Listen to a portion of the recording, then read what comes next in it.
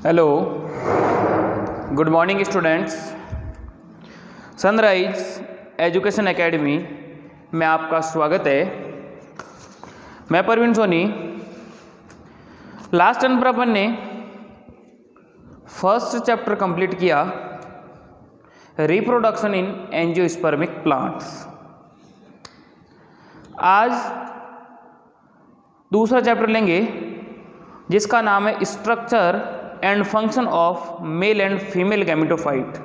कहने का मतलब नर एवं मादा युग्मकोद्भिद की संरचना एवं विकास।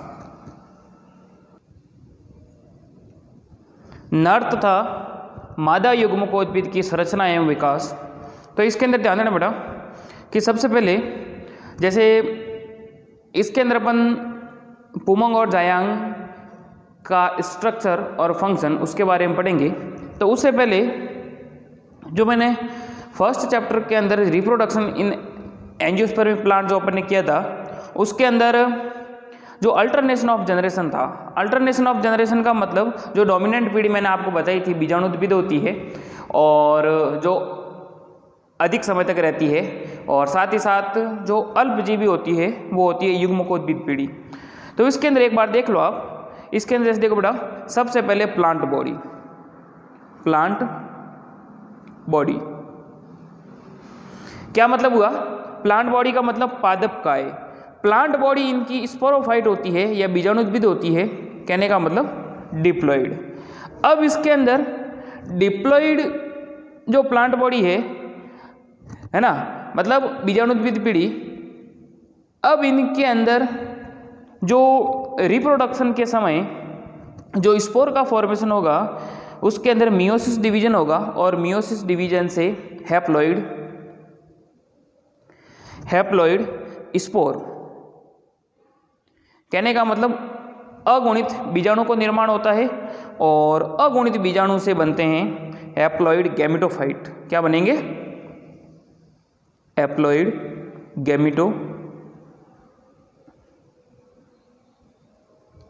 गैमेटोफाइट।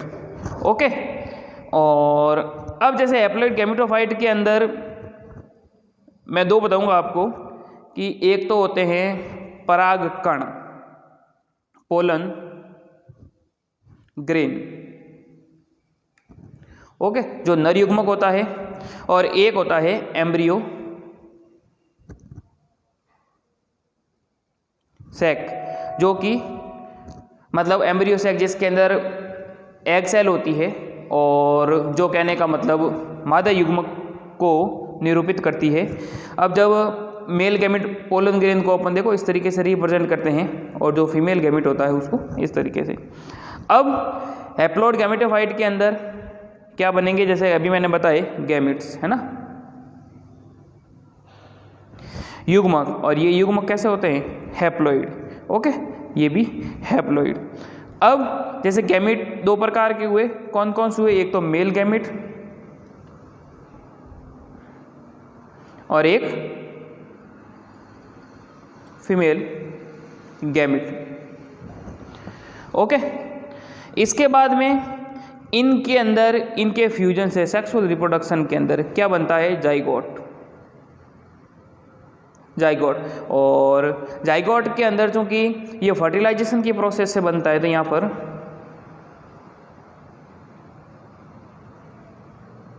फर्टिलाइजेशन का मतलब क्या हो गया? Fusion of male and female gamete. कहने का मतलब ये निषेचन की प्रोसेस के द्वारा नर युग्मक मादा युग्मक का जब फ्यूजन होता है, जैसे ये भी हैप्लॉइड है, ये भी हैप्लॉइड, तो ये यहाँ पर क्या बनेंगे?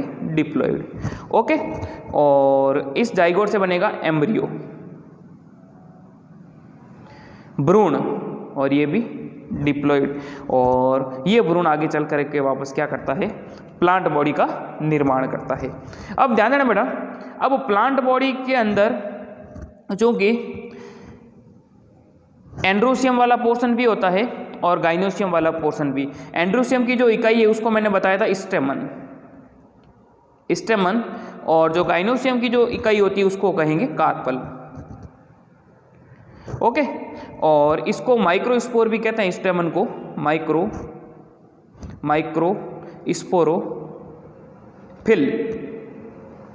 ओके, और इसको कहते हैं मेगा स्पोरो लघु बीजाणुपर्ण, और इसको हिंदी में कहते हैं गुरु बीजाणुपर्ण। ओके, तो ध्यान रखना बेटा, ये जो अपन एन जहां देख रहे हैं ना, ये तो हो गई इसकी जो है स्पोरोफिटिक जनरेशन, स्पोरोफाइटिक यानी 2n कंडीशन। ये सब देखो यहाँ पर 2n है, और ये हो गई इसकी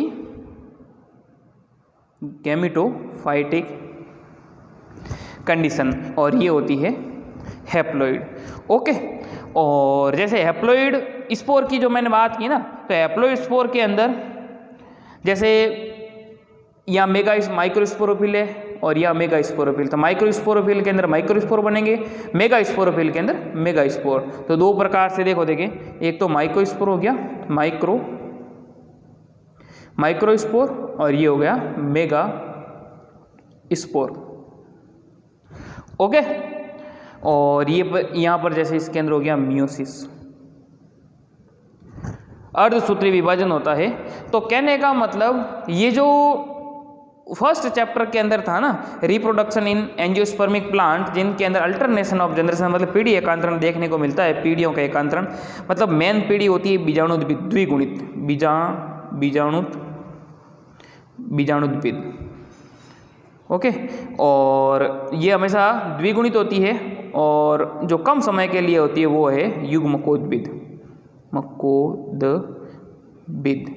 ओके, और ये होती है हमेशा हैप्लॉइड। तो कहने का मतलब ये प्लांट बॉडी जो है जिनके अंदर पुंकेसर, ये याद रखना बेटा, ये मैं हिंदी में लास्ट टर्न पे जो करवाए ना उसके अंदर सब मैंने लिखे हैं, ठीक है। तो कार्पल अंडप हो गया, इसका बता देता हूँ, जैसे लघु बीजाणु पर्ण, ओके, और ये हो गया गुरु बीजाणु पर्ण।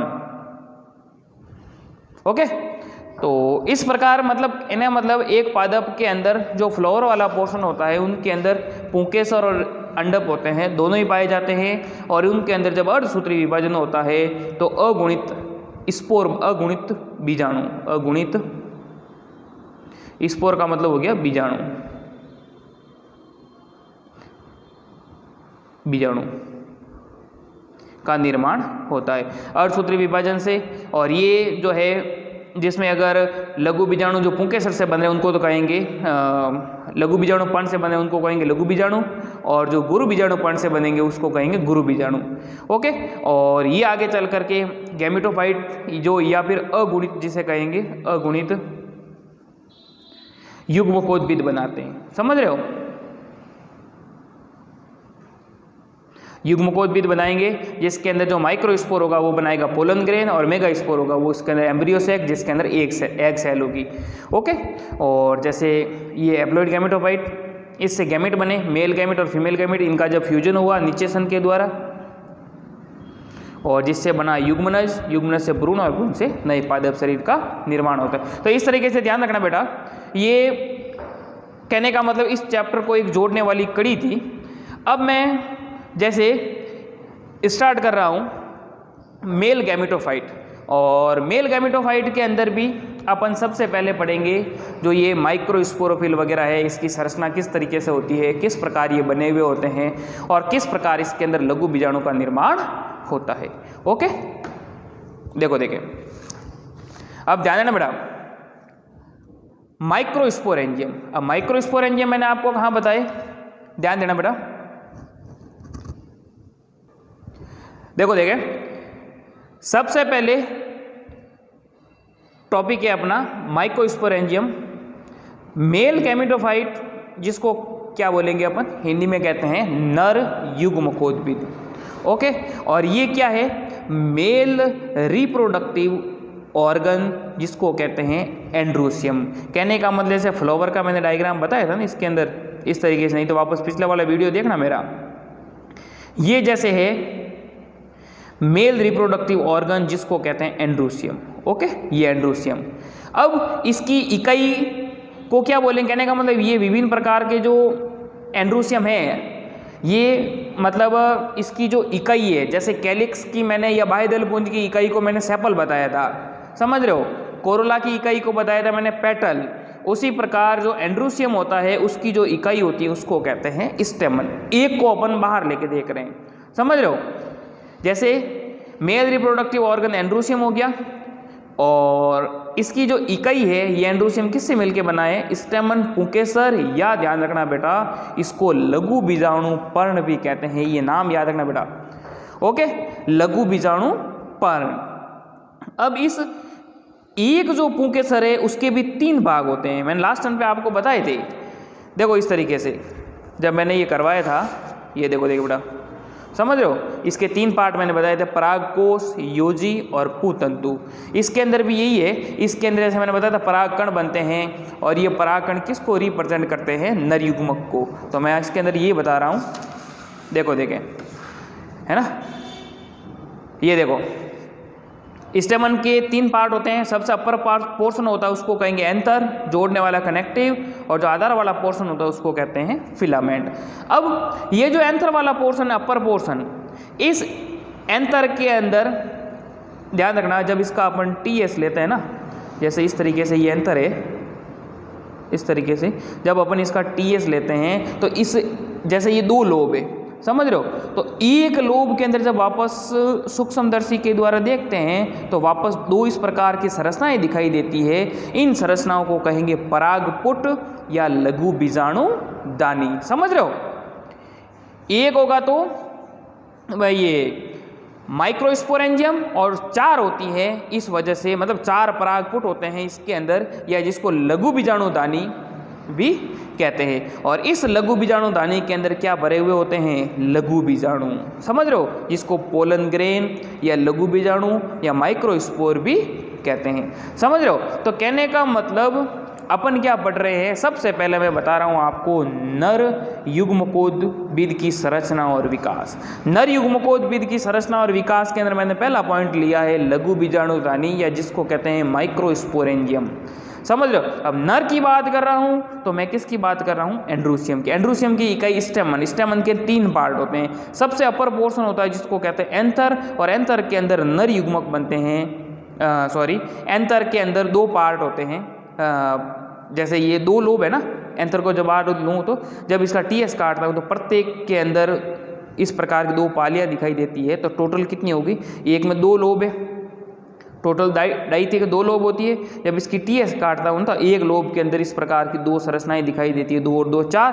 तो कहने का मतलब एक एंथर के अंदर होती है 4 परागपुट या लघु बीजाणु दानी, और इस लघु बीजाणु दानी के अंदर क्या भरे हुए होते हैं, लघु बीजाणु, और जो किसको बनाते हैं, नर युग्मक को बनाते हैं। अब इन लघु बीजाणु का डेवलपमेंट किस तरीके से हो रहा है, किस प्रकार ये लघु बीजाणु बन रहे हैं, परागकण बन रहे हैं, वो अपन पढ़ेंगे, ओके। देखो देखिए, जनरली एंथर इज डाइथिकस, ये देखो मैंने 2 लोब बनाई, इस वजह से इसको कहेंगे डाइथिकस। एंड टेट्रास्पोरेंजिएट, टेट्रास्पोरेंजिएट क्यों कहेंगे, जब इसका मैं टीएस काट रहा हूं तो एक लोब के अंदर 2 पाली दिखाई देती है इस तरीके से, तो 2 में टोटल 4 हो गई, तो इसको टेट्रास्पोरेंजिएट कहेंगे। But in Malvaceae anther is monosporangiate, लेकिन जब मालवेसी कुल की बात करें तो मालवेसी के अंदर जो परागकोश जो होते हैं वो मतलब जैसे इसके अंदर टेट्रास्पोरेंजिएट होते हैं, उसके अंदर केवल मोनोस्पोरेंजिएट कंडीशन ही देखने को मिलती है। कहने का मतलब जैसे डाइथिकस है ना, तो उनके अंदर होगा केवल इस प्रकार मोनोथिकस कंडीशन देखने को मिलती है, समझ रहे हो। एक ही लोब होती है, और एक लोब होती है तो एक में 2 पालियाँ होती है, तो ये हो जाएगा बाइस्पोरेंजिएट, समझ रहे हो, किसमें, मालवेसी कुल के अंदर। बाकी जनरली डाइथिकस होते हैं, टेट्रास्पोरेंजिएट कंडीशन देखने को मिलती है। अब देखो बेटा आगे चलते हैं, स्ट्रक्चर ऑफ एंथर, किसकी संरचना बता रहा हूँ, परागकोश की संरचना। परागकोश की संरचना के अंदर ध्यान देना बेटा, एंथर के मैंने 3 पार्ट बताए, एंथर, कनेक्टिव और फिलामेंट।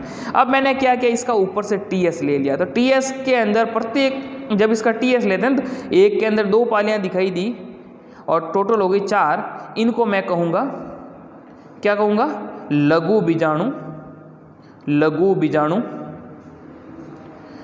दानी, समझ रहे हो, माइक्रो स्पोरेंजिया। तो देख बेटा, लघु बीजाणु दानी 4 परागपुट होते हैं। अब इसके अंदर अपन इसी को कंटिन्यू करते, देखो देखें, हाँ, जब इसका टीएस लिया तो जैसे इसको कहेंगे, इंग्लिश के अंदर बात करें तो माइक्रो स्पो, 4 कोश, समझ रहे हो, अगर एक होगा तो माइक्रो स्पोरेंजियम। ओके, अब जब इसकी अपन स्ट्रक्चर की बात करते हैं ना, तो जब अपन इसको सूक्ष्मदर्शी से देखते हैं तो इसके अंदर इस प्रकार से 4 लेयर अपन को नज़र आती है। तो मैं इसके अंदर बताऊंगा आपको कि इसकी जो स्ट्रक्चर है, तो कहने का मतलब इसकी जो वॉल है, इस वॉल को अपन 2 भागों के अंदर पढ़ेंगे। एक तो जैसे लेयर ऑफ वॉल, कहने का मतलब इनकी जो भित्ति है उसकी परतें, जिसके अंदर 4 आएगी। एक तो फर्स्ट है एपिडर्मिस, दूसरी होगी एंडोथीसियम, थर्ड है मिडल लेयर और फोर्थ है टैपिटम। और इसके बाद में पढ़ेंगे इसके अंदर जो टिश्यू है उनको कहेंगे स्पोरोजिनस टिश्यू। कहने का मतलब 2 भागों के अंदर अपन पढ़ेंगे। देखो देखें, ध्यान बेटा। अब देखो इस तरीके से क्वेश्चन भी अगर अपन को मिला ना, तो अपन उसकी स्ट्रक्चर है, देखो, with the help of suitable diagram describe the structure of pollen sac. कहने का मतलब जो पराग कोश है या परागपुट है, सॉरी परागपुट, उनकी जो स्ट्रक्चर मतलब संरचना बनानी है अपन को डायग्राम की सहायता से। तो जैसे कि मैंने अभी जो डायग्राम बनाया ना, ये वाला, ये जैसे परागपुट है, इस प्रकार की ऐसी ऐसी 4 होती है, समझ लो, इस तरीके से, इस तरीके से, समझ, ये 1 2 3 और 4। तो मैं एक की स्ट्रक्चर बता रहा हूँ, तो लगभग सब के अंदर इस प्रकार की संरचना होती है। देखो देखें, TS of young anther showing microsporangium. कहने का मतलब लघु बीजाणुधानी, जो एंथर का टीएस लिया और जिसके अंदर अपन क्या बता रहे हैं, लघु बीजाणुधानी। देखो देखें, तो एंथर जो होता है बेटा, ध्यान रखना, एंथर जो है उसके अंदर परिपक्व एंथर में मतलब 2 भाग के अंदर अपन इसको पढ़ेंगे। एक तो है लेयर ऑफ वॉल और एक स्पोरोजिनस टिश्यू। तो 4 सेल्ड स्टेज या जिसको कहेंगे टेट्रागोनल, और इसको अपन फर्स्ट कहते हैं, या लेयर ऑफ वॉल कह दो या पोलन सेक वॉल कह दो। अब ये जो एंथर है, each pollen sac is differentiate into 2 part. जब इसकी मैंने पोलन सेक, जैसे यहाँ पर मैं यहाँ बना देता हूँ, जब मैंने इसकी टीएस ली तो इसके अंदर मेरे को 2 भाग दिखाई दिए। अब 2 भाग कौन कौन से हैं, ध्यान देना बेटा। एक तो हो गया फर्स्ट पोलन सेक वॉल, और एक बताऊंगा आगे स्पोरोजिनस टिश्यू। अब पोलन सेक वॉल जो है, मतलब पराग जो पुट है, उनकी जो भित्तियाँ हैं, इस पोलन सेक वॉल के अंदर 4 लेयर, कहने का मतलब दिखाई देती है। सबसे बाहर होती है बाह्य त्वचा, फिर होती है अंतस्थिसियम, फिर मध्य परत और फिर टैपिटम, और उसके अंदर होगी ये बीजाणुजन ऊतक। तो एपिडर्मिस सबसे पहले मैं बता रहा हूँ 4 सेल्ड स्टेज है, इस वजह से इसको कहते हैं टेट्रागोनल। तो ध्यान रखना बेटा, बाह्य त्वचा epidermis, it is single cell thick layer. कहने का मतलब एकल परतीय और पतली जो लेयर होती है, सिंगल सेल थिक लेयर। जैसे देख लो बोलिए, अगर इस तरीके से यहाँ अगर मैं बनाना चाहूँ ना, ये सबसे जो आउटर मोस्ट लेयर है,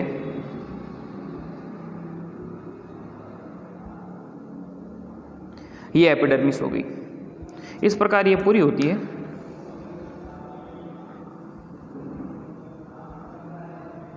समझ रहे हो, इस तरीके से। तो ये होगी एपिडर्मिस या बाह्य त्वचा। Okay, single celled thick layer, outer most layer of anther. कहने का मतलब पराग कोश की जो सबसे बाहरी जो लेयर होती है, इस तरीके से सब जगह होती है, लेकिन मैं एक बना रहा हूं। Outermost layer of anther, epidermis is not originate from archesporial cell. कहने का मतलब बेटा ध्यान रखना, इनका जो उद्भव है ये परपशु कोशिका या आर्कीस्पोरियल सेल से नहीं होता। आर्कीस्पोरियल सेल मैं अभी आपको बताऊंगा आगे की तरफ, जिनका जो डेवलपमेंट, इनके जो आगे वाली जो सेल है जिसके अंदर एंडोथीसियम है, मिडल लेयर है, टेपिटम है, उनका जो डेवलपमेंट है वो होता है आर्कीस्पोरियल सेल से।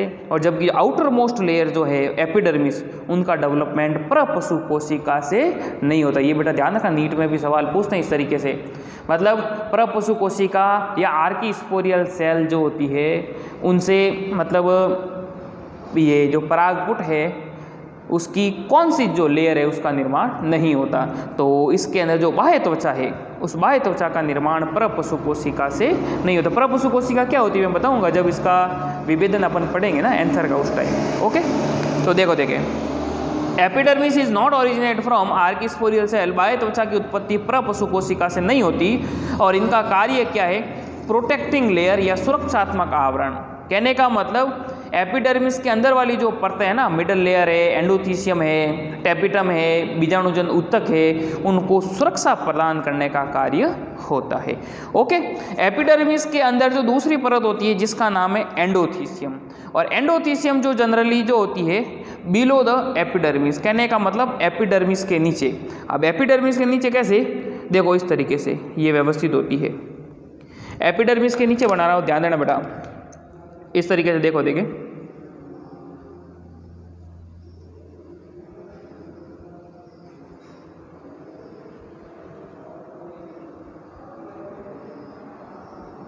एपिडर्मिस के नीचे जो होती है उसका नाम है एंडोथीसियम, अंतस्थीसियम। समझ रहे हो? एपिडर्मिस के नीचे जो सेल का, ये भी सिंगल सेल थिक लेयर होती है। और इनके अंदर ध्यान देना बेटा, इनके अंदर क्या होता है कि ये हाइग्रोस्कोपिक नेचर की होती है और परागकोश के स्फुटन के अंदर ये मदद करती है जब जिससे मतलब लघु बीजाणु वगैरह जो है, जो नर युग्मक होते हैं, वो आसानी से मुक्त हो सके। देखो देखें, सिंगल सेल थिक लेयर, इसके बाद में फाइब्रस थिकनिंग प्रेजेंट। इनके अंदर, इस लेयर के अंदर क्या होता है कि इस तरीके से फाइब्रस थिकनिंग पाई जाती है। मतलब इस परत के कारण, मतलब फाइब्रस थिकनिंग के कारण क्या होता है, तंतुवत स्थूलन मिलते हैं। और तंतुवत स्थूलन के कारण ये जो परत होती है ये आर्द्रताग्राही हो जाती है, नमी को अवशोषित करने की क्षमता हो जाती है ताकि परागकोश के स्फुटन के अंदर मदद करे। ओके, इसके बाद में outer most layer thin, inner most and radial wall जो होती है उनके अंदर क्या होते हैं, अल्फा सेलुलोज। ध्यान देना बेटा, अल्फा सेलुलोज की फाइब्रस थिकनिंग प्रेजेंट होती है। इनकी जो आउटर मोस्ट लेयर होती है वो तो थिन, पतली, और जो इनर लेयर होती है और रेडियल जो वॉल होती है उनके अंदर क्या होता है, अल्फा सेलुलोज की फाइब्रस थिकनिंग होती है, जिससे ये परत जो होती है वो आर्द्रताग्राही हो जाती है और परागकोश जो है उसके स्फुटन के अंदर मदद करती है। ओके, ध्यान देना। और साथ ही साथ कैलोज उपस्थित होता है। कैलोज जान रखना बेटा, एक प्रकार का कार्बोहाइड्रेट भी होता है और कार्बोहाइड्रेट ही होता है। इससे क्या होता है, कैलोज से मतलब ये कोशिकाएं जो होती हैं ना वो आपस में मतलब फ्यूज होती है, मतलब जुड़ी हुई रहती है। कैलोज उपस्थित होता है, एक प्रकार का कार्बोहाइड्रेट ही है। और फिर आगे बताऊंगा कैलोज को डिसइंटीग्रेट करने के लिए कैलेज एंजाइम टेपिटम के द्वारा बनता है, जिससे मतलब इसके लघु बीजाणु वगैरह जो है वो आसानी से मुक्त हो सके। कैलोज प्रेजेंट होता है, कैलोज उपस्थित होता है। कुछ स्थानों पर कैलोज बैंड और फाइब्रस थिकनिंग अब्सेंट होती है। अब ध्यान देना बेटा, ये वाले जो सिरे हैं ना, ये वाले है, ये वाले सिरे, इन स्थानों पर क्या होता है कि कैलोज अनुपस्थित होता है और फाइब्रस थिकनिंग नहीं होती। तो इन स्थानों को क्या कहते हैं, स्ट्रोमियम। स्ट्रोमियम, और स्ट्रोमियम वाले स्थान से परागकोश का क्या होता है, स्फुटन होता है। तो कहने का मतलब इसका एक कैरेक्टरिस्टिक फीचर ये है कि ये जो परत क्या होती है, परागकोश के स्फुटन के अंदर मदद करती है। ध्यान से सुनना बेटा जो मैं कह रहा हूँ वो। कुछ स्थानों पर callose band and fibrous thickening absent होती है, इस वजह से इसको कहेंगे स्टोमियम। और स्टोमियम वाले स्थान से अंतर का स्फुटन होता है और फाइब्रस थिकनिंग के कारण ये जो परत है वो आर्द्रताग्राही प्रकृति की हो जाती है। ओके, अब थर्ड है मिडल लेयर। अब ध्यान देना बेटा, इनके अंदर 2 से 3 परतीय स्तर पाया जाता है, इनको कहेंगे मिडल लेयर। इस तरीके से 2 से 3 स्तरीय इस तरीके से इसको कहेंगे मिडल लेयर। ओके, और मिडल लेयर जो क्या है, इनके अंदर एक से 1, 2, 3 सेल थिक अंतस्तेशियम के नीचे होती है और 1 से 3 कोशिकीय मोटा स्तर पाया जाता है। और इनके अंदर क्या होता है, पैरेनकाइमेटस सेल्स पाई जाती है, मर्दूत की कोशिकाएं। और ये मर्दूत की कोशिकाएं क्या करती है, ये जो है मतलब फूड स्टोर करने का कार्य करती है। ध्यान रखना मर्दूत की कोशिकाओं का कार्य, क्योंकि उनके अंदर जो है हरित लवक वगैरह उपस्थित होता है और जिससे कहने का मतलब फूड स्टोर करने का कार्य भी ये करती है। ओके, देखो बेटा, ये जो है पैरेनकाइमेटस सेल होती है और पैरेनकाइमेटस सेल जो है कोशिकाओं का कार्य ये है कि ये जो है फूड स्टोर करने का कार्य करती है। ओके, क्योंकि जैसे अब अपने जो पत्तियां जो है फोटोसिंथेसिस के द्वारा अपना भोजन बनाती है ना, तो फूड जो है मतलब इनके अंदर भी जो मर्दूत की कोशिकाएं हैं उनका प्रॉपर्टी यही है कि जो है फूड स्टोर करने का कार्य करती है, मेन फंक्शन यही है। ओके, और क्लोरोप्लास्ट वगैरह जो है वो मतलब पत्तियों में उपस्थित होते हैं, जिससे मतलब ये अपना भोजन खुद बनाती है। ओके, इसके बाद में ध्यान दो बेटा, मर्दूत की कोशिका उपस्थित होती है, फूड स्टोरेज का कार्य करती है, भोजन संग्रहण का। ओके, इसको हिंदी में। और ये जो होती है, ध्यान रखना, short lived absence in mature anther, कहने का मतलब परिपक्व पराग कोष में ये अनुपस्थित होती है। और कहने ये जो है शॉर्ट लिव्ड होती है, इसका जो लाइफ स्पान होता है वो बहुत कम समय का होता है और परिपक्व एंथर होता है उसके अंदर ये अनुपस्थित होती है।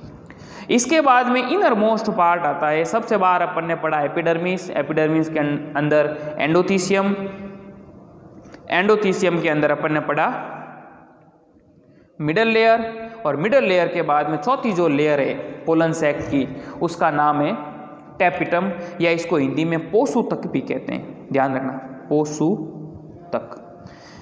अब ये ध्यान रखना बेटा, इनर मोस्ट लेयर या आंतरिक परत होती है। इनर मोस्ट लेयर देखो देखें इस तरीके से,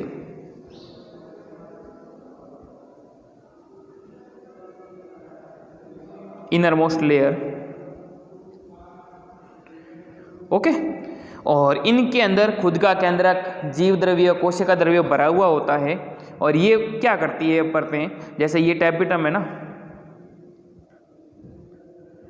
ये जो मिडल लेयर जो फूड स्टोर कर रही है, मिडल लेयर से भोजन ला करके यहाँ पर जो बीजाणुजन ऊतक के अंदर जो लघु बीजाणु है या जो आगे चल कर के परागकण बनाएंगे, उनको न्यूट्रिशन प्रोवाइड करने का कार्य करती है। इस वजह से इसको पोषूतक परत भी कहते हैं। देखो देखें, सिंगल लेयर थिक होती है, एकल स्तरीय होती है। इनके अंदर लार्ज न्यूक्लियस, डेंस साइटोप्लाज्म, घना कोशिका द्रव्य होता है। न्यूट्रिटिव लेयर, ये पोषक परत होती है। प्रारंभ में टैपिटम सेल डिप्लॉइड होती है, पहले ये द्विगुणित होती है, बट बाद में क्या हो जाती है, पॉलीप्लॉइड, बहुगुणित, एंड मल्टी न्यूक्लिएट, खूब सारे केंद्रक बन जाते हैं by and osmosis and free nuclear division. याद रखना बेटा, पहले तो ये द्विगुणित होती है, लेकिन बाद में एंड ऑस्मोसिस और फ्री न्यूक्लियर मुक्त केंद्र के विभाजन के द्वारा ये पॉलीप्लॉइड और मल्टी न्यूक्लिएट हो जाती है।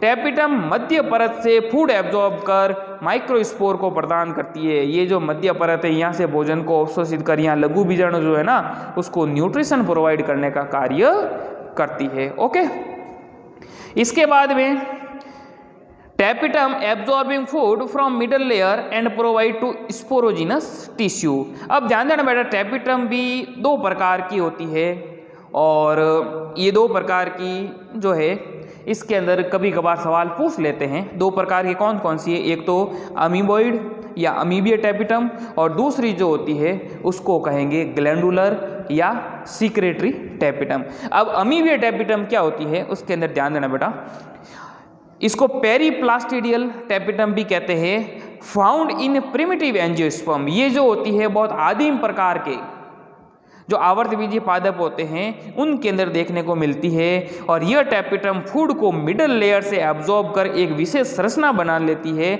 जिसको कहते हैं प्रोटोप्लाज्मिक बॉडी। ध्यान देना बेटा, ये टैपिटम क्या करती है, फूड को, जैसे ये मान लीजिए सपोज करो अमीबोइड टेपिटम है, ये फूड को मध्य परत से एब्जॉर्ब करके, मध्य परत ये जो फूड स्टोर करती है, मध्य परत से फूड को एब्जॉर्ब करके एक विशेष प्रकार की संरचना बना लेती है जिसको कहते हैं प्रोटोप्लाज्मिक बॉडी। किससे? मध्य परत से भोजन लेकर के इस टेपिटम ने एक विशेष प्रकार की संरचना बनाई जिसका नाम है प्रोटोप्लाज्मिक बॉडी। प्रोटोप्लाज्मिक बॉडी फिर क्या होती है? टेपिटम सेल के डिसइंटीग्रेशन से ये बॉडीज माइक्रोस्पोरेंजियम में मुक्त हो जाती है, इन्हें अब पेरिप्लाज्मोडियम कहते हैं। अब क्या होगा? जैसे इन्होंने प्रोटोप्लाज्मिक बॉडी का निर्माण किया, अब टेपिटम जो वॉल है वो डिसइंटीग्रेट हो जाती है और ये जो है बीजाणुजन टिश्यू या लघु बीजाणुदानी के अंदर मुक्त हो जाती है और यहाँ पर जो लघु बीजाणु हैं उनको न्यूट्रिशन प्रोवाइड करने का कार्य करती है। जैसे ये टेपिटम थी ना, अब इस टेपिटम ने मध्य परत से भोजन लिया और विशेष प्रकार की संरचना बनाई जिसका नाम है प्रोटोप्लाज्मिक बॉडी। अब ये प्रोटोप्लाज्मिक बॉडी बनने के बाद ये टेपिटम डिसइंटीग्रेट हो जाएगी और ये आ जाएगी कहाँ पर? लघु बीजाणुदानी के अंदर, और इनको कहने का मतलब न्यूट्रिशन प्रोवाइड करने का कार्य करती है। ये होती है अपने अमीबिय या ये पेरिप्लाज्मोडियम टेपिटम। ये पेरिप्लाज्मोडियम अब माइक्रोस्पोर को कवर कर इन्हें पोषण देती है। टाइफा, एलिस्मा, ट्रेडिस्केंसिया उनके अंदर देखने को मिलती है।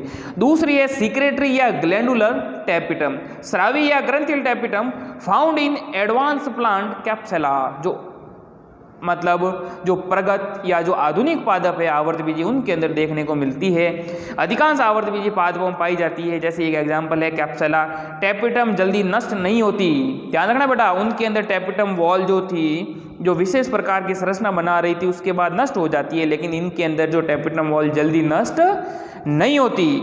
नष्ट होने के पहले टेपिटम सेल कोशिका द्रव्य में प्रोयूबिस काय का निर्माण करती है, अंत में स्पोरोपोलेनिन द्वारा सराउंड हो जाती है।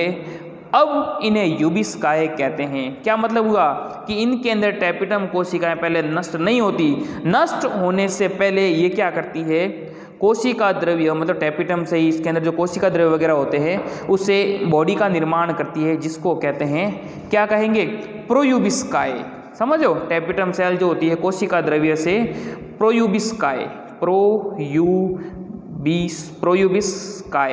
प्रोयूबिस काय का निर्माण करती है। और अब इनके चारों ओर क्या होता है? स्पोरोपोलेनिन का एक आवरण बन जाता है और स्पोरोपोलेनिन के आवरण बनने से अब इसको कहेंगे यूबिस काय। क्या कहेंगे?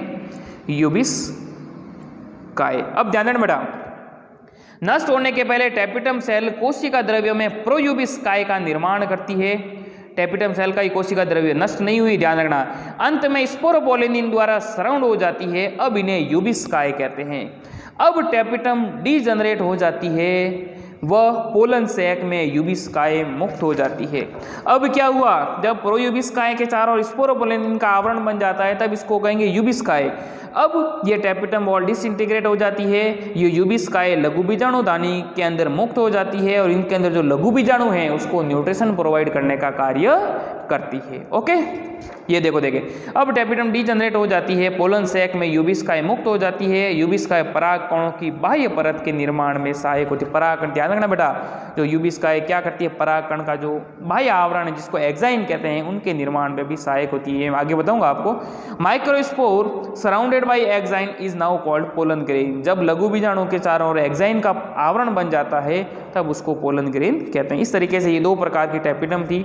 अब बेटा इसके क्वेश्चन आंसर इसके फंक्शंस देख लो। टेपिटम के कार्य क्या कार्य है? फर्स्ट मैंने आपको बताया न्यूट्रिशन टू पोलन ग्रेन, मतलब पराग कण को पोषण प्रदान करना। फॉर्मेशन ऑफ कैलेज एंजाइम, ये कैलेज एंजाइम मैं अभी आपको आगे बताऊंगा जब लघु बीजाणु जनन वगैरह करवाएंगे उसके अंदर। तो देखें कैलेज एंजाइम मतलब जो कैलोज जो अंतस्थितियम के अंदर बना था, जिससे मतलब जो कोशिकाएं आपस में जुड़ी हुई रहती है, तो ये अलग करने का कार्य करता है। अब थर्ड है पोलन किट या पराग किट का निर्माण। कहने का मतलब ये कीटों को अपनी ओर आकर्षित करने में मदद करता है। ओके, कीट परागण के अंदर हेल्प करता है। ये पोलन किट वगैरह क्या है ये अपन आगे पढ़ेंगे। इसके बाद में फॉर्मेशन ऑफ यूबिस बॉडी, यूबिस बॉडी के निर्माण के अंदर, क्योंकि यूबिस बॉडी भी यहाँ बनी थी, ये भी इसी टैपिटम के द्वारा बनी थी। तो इस तरीके से बेटा ये ध्यान रखना, इसके जो मतलब ये फंक्शंस हैं ये एग्जाम के अंदर पूछते हैं। फर्स्ट क्या है, nutrition to pollen grain, formation of callase enzyme, pollenkitt, ये आगे आएगा बेटा, बताऊंगा मैं आपको आगे। मतलब कीटों को आकर्षित करने के लिए तेलीय चिपचिपा पदार्थ होता है पोलन किट, और फॉर्मेशन ऑफ यूबिस बॉडी, यूबिस बॉडी के निर्माण के अंदर भी ये हेल्प करते हैं। ओके, तो बेटा अपना ये आज का वीडियो था, इसको वापस पढ़ना, बाकी अपन नेक्स्ट टर्न पे इसको कंटिन्यू करेंगे। ओके, इसके बाद एक दो क्वेश्चन है वो इसके अंदर आप नोट डाउन कर लो। फर्स्ट लिखो, राइट फंक्शन ऑफ टैपिटम।